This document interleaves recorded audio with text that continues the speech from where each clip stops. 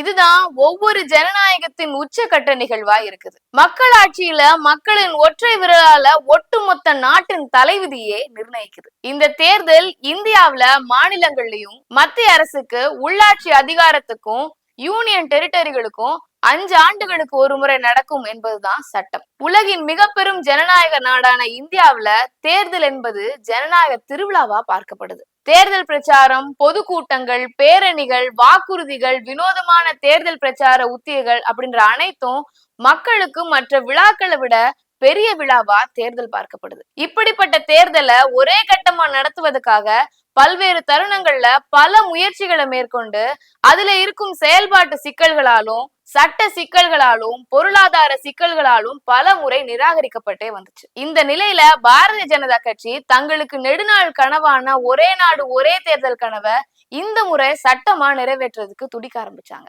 ஒரே நாடு ஒரே தேர்தல் திட்டம் தொடர்பான முன்னாள் குடியரசுத் தலைவர் ராம்நாத் கோவிந்த் தலைமையிலான குழு நாடு முழுவதும் 21,500க்கும் அதிகமானவரோட கருத்துக்களை மேற்கொண்டுச்சு. இதுல 80% மேற்பட்டவங்க இந்த திட்டத்துக்கு ஆதரவு தெரிவிச்சிருக்காங்க அப்படின்னு மத்திய சட்ட அமைச்சகம் தெரிவிக்கிறாங்க. 47 கட்சிகள் தங்கள் கருத்துக்களை பதிவு செஞ்சாங்க. இதுல 32 கட்சிகள் ஆதரவாகவும் 17 கட்சிகள் எதிராகவும் கருத்து தெரிவிச்சாங்க. இதனை தொடர்ந்து ஒரே நாடு ஒரே தேர்தல் நடைமுறைக்கான மசோதாவை செவ்வாய்க்கிழமை டிசம்பர் 17ஆம் தேதி அறிமுகம் செய்யப்படுது. இந்த மசோதாவை மக்களவையில அறிமுகம் செய்வதற்கான வாக்கெடுப்பின் முடிவுகளை மக்களவை சபாநாயகர் அறிவிச்சாரு. இந்த மசோதாவுக்கு ஆதரவா 269 வாக்குகளும் எதிரா 196 வாக்குகளும் இருப்பதா அறிவிக்கப்பட்டுச்சு. இதை தொடர்ந்து ஒரே நாடு ஒரே தேர்தல் தொடர்பான மசோதாவை சட்ட அமைச்சர் அர்ஜுன் ராம் மேக்வால் தாக்கல் செய்றார். எதிர்கட்சிகள் கடும் எதிர்ப்பு காரணமா இந்த மசோதா ஜேபிசி எனப்படும் நாடாளுமன்ற கூட்டுக்குழுவின் பரிசீலைக்கு அனுப்பப்படுது.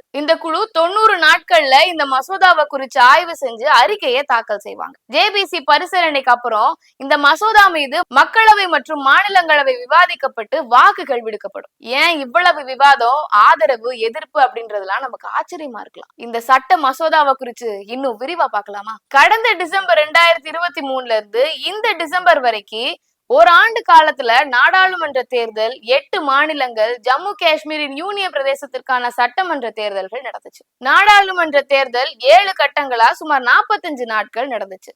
அதுல 100 கோடி வாக்காளர்கள் நாடாளுமன்ற தேர்தலுக்கு வாக்களிப்புக்கு தகுதி பெற்றிருந்தாங்க. சட்டமன்ற தேர்தலையும் கருத்துல கொண்டா இந்த ஓராண்டுக்கு பெரும்பாலான நாட்கள் தேர்தல் காலமாக தான் சில மாநிலங்கள்ல இருந்திருக்கு. இப்படி தேர்தல் நடத்துறதுக்கு அதிக காலமும் பணமும் செலவிடுறது அப்படின்றதுதான் ஒரே நாடு ஒரே தேர்தல் திட்டத்துக்கு மத்திய அரசு கூறுற பெரிய காரணமா இருக்குது. ஒரே நாடு ஒரே தேர்தல் என்பது தேர்தல் சீர்திருத்தத்திற்கான ஒரு பெரிய முன்னேற்றம் அப்படின்னு மத்திய அரசு நீண்ட காலமாவே சொல்லிக்கிட்டு இருக்குது. ஆனா இது அரசியல் அமைப்பை அழிப்பதற்கான மற்றொரு சதி. வாக்காளர்களின் அடிப்படை உரிமையும் பறிக்குது.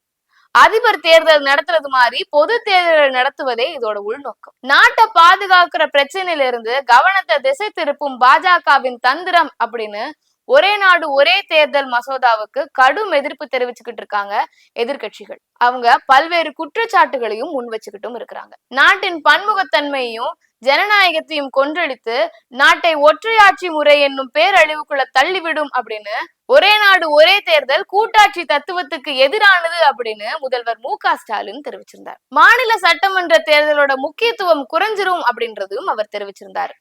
ஜனநாயகம், கூட்டாட்சி தத்துவம், அரசியலமைப்பு சட்டம் இந்த 3க்கும் எதிரானது அப்படின்னு ஒட்டுமொத்த எதிர்கட்சிகளும் நாட்டின் பன்முகத்தன்மை அதுக்கப்புறம் ஒற்றுமையை விரும்புறவங்க ஒன்றா குரல் அளிச்சுட்டு வராங்க.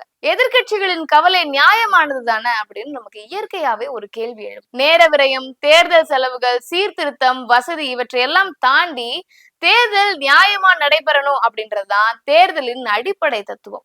இந்தியாவின் தலைமை தேர்தல் ஆணையர் நியமன நடைமுறையை மாற்றும் மசோதா குறித்து முக்கியமா இங்க கேள்வி எழுப்புது. பிரதமர் அவரால் நியமிக்கப்படும் ஒரு அமைச்சர், மக்களவையின் எதிர்கட்சி தலைவர், இந்த 3 பேரை சேர்ந்த குழுல யாராச்சும் 2 பேர் என்ன முடிவெடுக்கிறாங்களோ அதன் அடிப்படையில தான் தேர்தல் ஆணையர் நியமனம் நடைபெறும் அப்படின்ற வகையில சட்ட திருத்த மசோதாவை மத்திய அரசு தாக்கல் செஞ்சிருக்குது. இந்த நடைமுறையே ஆளுங்கட்சிக்கு சாதகமானவரை தேர்தல் ஆணையரா நியமிப்பதற்கான முடிவாகவே இருக்கும் அப்படின்ற சந்தேகம் பல பலருக்கும் எழும்புது. இந்த மசோதாவை எதிர்ப்பு தொடர்பாக வழக்குகள் உச்ச நீதிமன்றத்துல நிலுவையில இருக்குது என்பதுதான் குறிப்பிடத்தக்கது. இது அரசியலமைப்பு சட்டத்துக்கு எதிரானதா? மக்களால தேர்ந்தெடுக்கப்பட்ட கட்சிகள் 5 ஆண்டுக்கு நீடிக்க வேண்டும் அப்படின்றதுதான் அரசியலமைப்பு கூறுது. ஒரே நாடு ஒரே தேர்தல் செயல்பாட்டுக்கு வந்தா சில மாநிலங்கள்ல 5 ஆண்டுகளுக்கு உள்ளாகவே தேர்தல் நடத்தப்பட வேண்டியது இருக்கும், அல்லது சட்டமன்றங்களோட கால அளவு நீட்டிக்க வேண்டிய அவசியம் இருக்கும். ரெண்டுமே அரசியலமைப்பு சட்டத்துக்கு எதிரானதாக இருக்கும். இந்த வகையில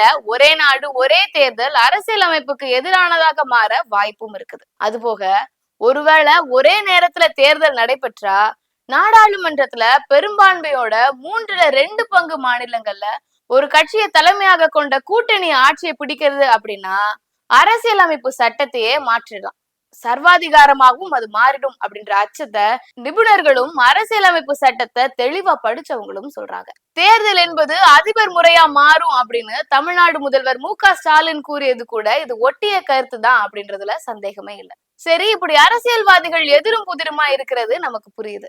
ஆனா நம்ம போன்ற பொது ஜனத்துக்கு அரசியலை கடந்த சாமானியர்கள் மீது இந்த மசோதா எந்த வகையான தாக்கத்தை ஏற்படுத்துது அப்படின்னு பார்க்கலாம். சட்டமன்ற தேர்தல்ல ஒரு கட்சிக்கு மக்கள் வாக்களிப்பாங்க. ஆனா தேர்வு செய்யப்பட்டவர்களை நடவடிக்கை பிடிக்கல அப்படின்னா நாடாளுமன்றத்துல அந்த கட்சிக்கு எதிராக வாக்களிக்க கூடிய உரிமை மக்களுக்கு இருக்குது. இது மக்களை மறைமுகமா அதிகாரப்படுத்துது. ஆனா ஒரே நாடு ஒரே தேர்தல் வந்தா ஒரே நேரத்துல இரு அவைகளுக்கு வாக்களிச்சுட்டு 5 ஆண்டுகள் மீண்டும் காத்திருக்கணும். தனித்தனியா தேர்தல் நடைபெறும் போதுதான் மக்களுக்கு வேட்பாளர் தங்களுடைய வாக்குறுதிகளை அளிப்பாங்க. ஏற்கனவே வாக்குறுதி அளிச்ச திட்டங்களோட நிலை என்ன அப்படின்றதுக்கான பதில் அப்பதான் கிடைக்கும். ஒரே நேரத்துல வாக்களிச்சுட்டு அடுத்த 5 ஆண்டுகளுக்கு ஒண்ணுமே செய்ய இயலாத நிலையில மக்களை வச்சிருக்க போகும் இந்த ஒரே நாடு ஒரே தேர்தல் மக்களை அரசியலற்ற ஜனநாயகமற்ற நிலையை நோக்கி செல்ல வழிவகுக்கும் அப்படின்னு தான் சொல்லணும். கூட்டி கழிச்சு பார்த்தா பாரதிய ஜனதா கட்சி இந்தியாவின் பன்முகத்தன்மையை தரமட்டமாக்கி தட்டையா தங்கள் தாய் இயக்கமாகிய RSS விரும்பிய வகையில இந்தியாவை இந்து தேசமாக்குற வகையில சட்டத்தை அடியோட மாற்றும் நோக்கத்தோட செயல்படுதோ அப்படின்ற அச்சம்தான் பெரும்பான்மையான கருத்தா இங்க இருக்குது.